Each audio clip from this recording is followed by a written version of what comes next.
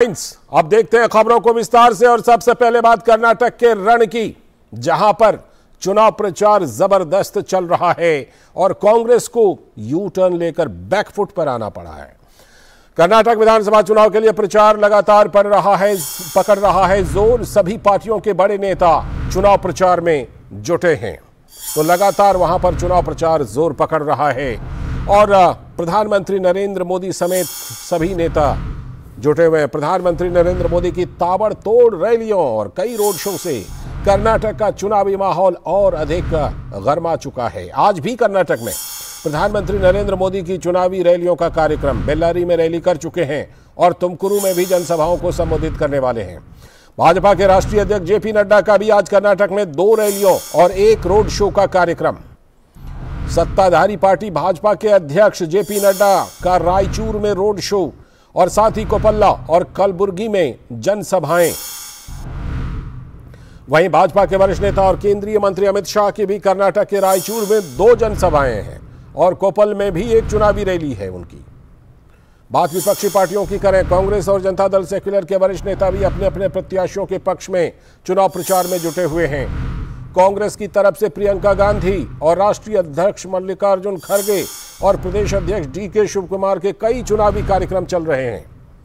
Janata Dal secular यानी JDS के लिए उनके शीर्ष नेता और पूर्व प्रधानमंत्री एचडी देवेगौड़ा कर रहे हैं प्रचार अभियान का नेतृत्व और आम आदमी पार्टी सहित कई अन्य क्षेत्रीय दलों और निर्दलीय प्रत्याशियों के कार्यकर्ता भी जनता से समर्थन देने की लगातार कर रहे हैं अपील। मुद्दों की बात करें तो कांग्रेस के घोषणा पत्र में बजरंग दल को बैन करने के वादे को लेकर कर्नाटक में हो रहा है राजनीतिक घमासान और इन विवादों के बीच कांग्रेस ने यू टर्न ले लिया है और कहा है कि बजरंग दल पर किसी भी प्रतिबंध पर विचार नहीं कर रही है पार्टी, लेकिन घोषणा पत्र में था उल्लेख, साफ तौर पर उल्लेख था। अब कांग्रेस सत्ता में आने पर राज्य भर में हनुमान मंदिर बनाने की कह रही है बात, तो सवाल उठ रहा है कि क्या बैकफुट पर चली गई कांग्रेस? तो ये सवाल उठ रहा है कर्नाटक के चुनाव प्रचार में और प्रधानमंत्री नरेंद्र मोदी भी इन सवालों के साथ डटे हुए हैं। उन्होंने कर्नाटक के बेल्लारी में एक जनसभा को संबोधित करते हुए कहा कि बीते कुछ वर्षों में कांग्रेस ने भारत की राजनीति में एक और बीमारी पैदा कर दी है। चुनाव जीतने के लिए कांग्रेस पैसों के दम पर, अपने इकोसिस्टम के दम पर झूठे नैरेटिव गढ़ती है। बीते कुछ वर्षों में कांग्रेस ने भारत की राजनीति में एक और बीमारी पैदा कर दी है। चुनाव जीतने के लिए कांग्रेस पैसों के दम पर, अपने इकोसिस्टम के दम पर झूठे नैरेटिव गढ़ती है। कांग्रेस की कोशिश होती है कि ऐसा करके वो जनता को भ्रमित कर दे, लेकिन जिस तरह कर्नाटका के लोग बीजेपी को चुनाव जिता के लिए खुद जनता जनार्दन ने मोर्चा संभाल लिया है, कांग्रेस को समझ नहीं आ रहा कि हम नया क्या झूठ बोले। तो कांग्रेस पर यह पीएम का जबरदस्त प्रहार और इसके अलावा प्रधानमंत्री ने कहा कि कर्नाटक को देश का नंबर 1 राज्य बनाने के लिए सुरक्षा व्यवस्था, लॉ एंड ऑर्डर सबसे प्रमुख आवश्यकता है। कर्नाटका को देश का नंबर 1 राज्य बनाने के लिए सुरक्षा व्यवस्था, लॉ एंड ऑर्डर सबसे प्रमुख आवश्यकता है। कर्नाटका का आतंकवाद से मुक्त रहना भी उतना ही जरूरी है। बीजेपी हमेशा से आतंकवाद के खिलाफ कठोर रही है, लेकिन जब भी आतंकवाद पर कार्रवाई होती है, कांग्रेस के पेट में दर्द होने लगता है।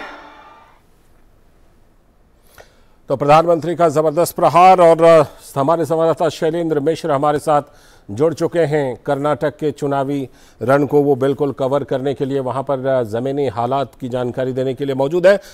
शैलेंद्र, सबसे पहले ये बताइए कि आज प्रधानमंत्री आज फिर से चुनावी मैदान में हैं, प्रचार के मैदान में हैं, लेकिन कांग्रेस बजरंग दल पर बैन की बात साफ साफ तौर पर उनके मैनिफेस्टो में, उनके घोषणा पत्र में है, और अब कांग्रेस उस पर नया स्टैंड ले रही है। क्या कांग्रेस बैकफुट पर आने के लिए मजबूर हो गई, इसीलिए कांग्रेस ने यह यू टर्न लिया है?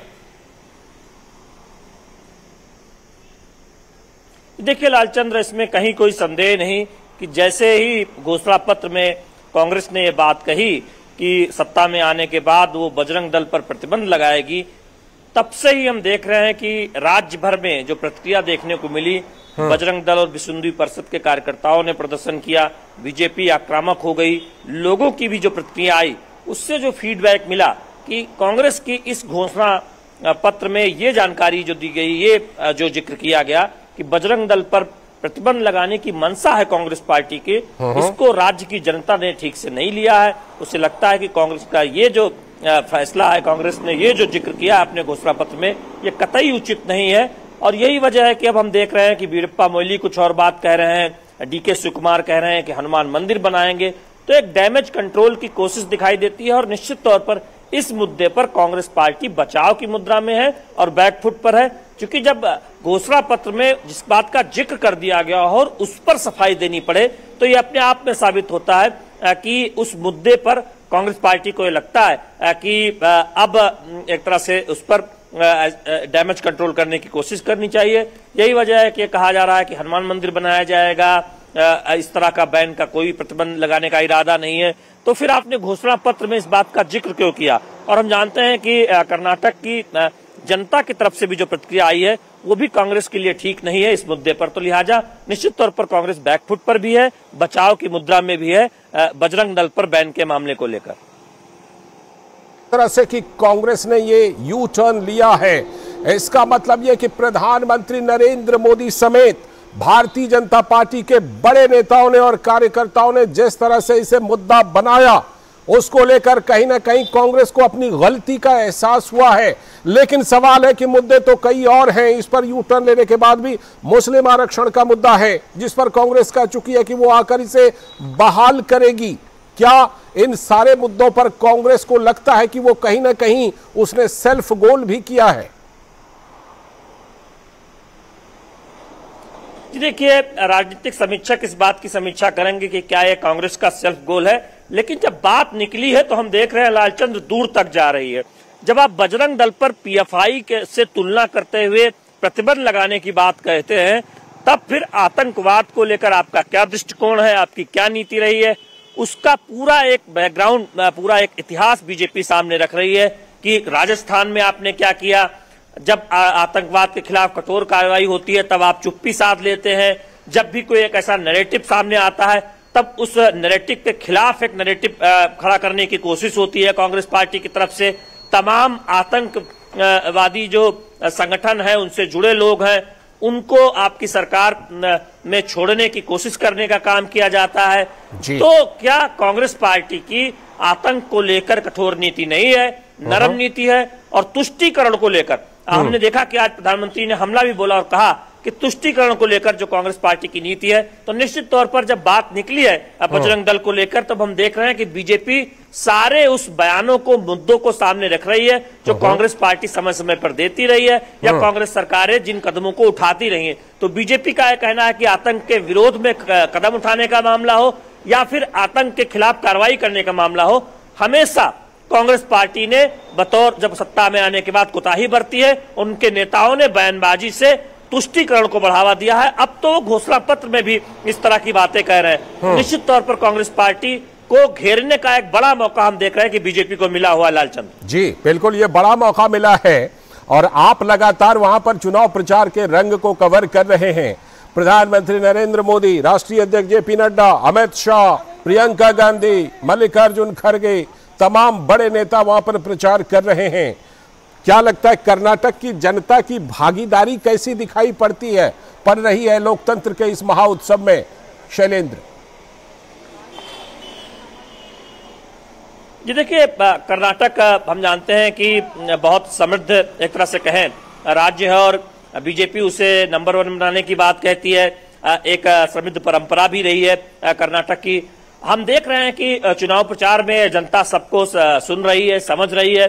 अब से थोड़ी देर पहले मैं जो वरुणा विधानसभा है जहां से इस बार सिद्धारमैया फिर चुनाव लड़ रहे हैं, जब हम जानते हैं कि ये मैसूर के पास वहां पर वो रोड शो कर रहे थे, तो निश्चित तौर पर कोशिश सभी राजनीतिक दलों की है। जनता अपने तौर पर सभी राजनीतिक दलों के नेताओं को सुन रही है, उम्मीदवारों के दावों को परख रही है। लेकिन एक बात जरूर है कि हम देख रहे हैं कि इस बात को तकरीबन हमने कई लोगों से बात की, आम लोगों से, आम कार्यकर्ताओं से, राजनीतिक दलों के कार्यकर्ताओं से, बुजुर्ग लोगों से, कि कितना बदलाव आप देखते हैं पिछले बीते 3-4 वर्षों में कर्नाटक में। तो इस बात को मानते हैं कि कर्नाटक में प्रगति की जो रफ्तार है वो दिखाई देती है। तो निश्चित तौर पर उस पर अपनी बात लोग रख रहे हैं, अलग अलग मुद्दों पर राय रख रहे हैं। कोस्टल बेल्ट में आप जाएं, मैंगलोर में, या अगर आप मैसूर में इस वक्त मैं मौजूद हूं, तो इस आसपास जो बजरंग बली का जो मुद्दा है, जो बजरंग दल पर जो बैन करने का मुद्दा है, उस पर भी खूब लोग अपनी राय रख रहे हैं। तो निश्चित तौर पर राजनीतिक दलों ने जो घोषणा पत्र में बात कही है उस पर चर्चा हो रही है, लोग उस पर विचार कर रहे हैं, नेताओं के दावों को सुन रहे हैं। राजनीतिक रैलियों में हम देख रहे हैं कि बड़ी संख्या में लोग जा रहे हैं। तो ऐसे में खासतौर पर हमने देखा कि प्रधानमंत्री नरेंद्र मोदी की जो रैलियां हो रही उसमें बड़ी भीड़ हो रही है। तो एक ये कह सकते हैं कि राजनीतिक माहौल, जो चुनावी माहौल है, वो अब पूरी तरह से दिखाई दे रहा है कर्नाटक में, चूंकि सभी राजनीतिक दल बहुत धुआंधार प्रचार कर रहे हैं। क्योंकि आप वरुणा में हैं, इसलिए एक छोटा सा सवाल आपसे पूछने का मन कर रहा है। सिद्धारमैया वर्सेस शिव कुमार, पहले बिल्कुल सिद्धारमैया थोड़ा आगे दिखाई पड़ रहे थे, लेकिन अब ऐसा लगता है कि ये जो कांग्रेस का अंदरूनी मामला है, इसमें सिद्धारमैया थोड़े से लगता है कि हाशिए पर जाते हुए नजर आ रहे हैं क्या?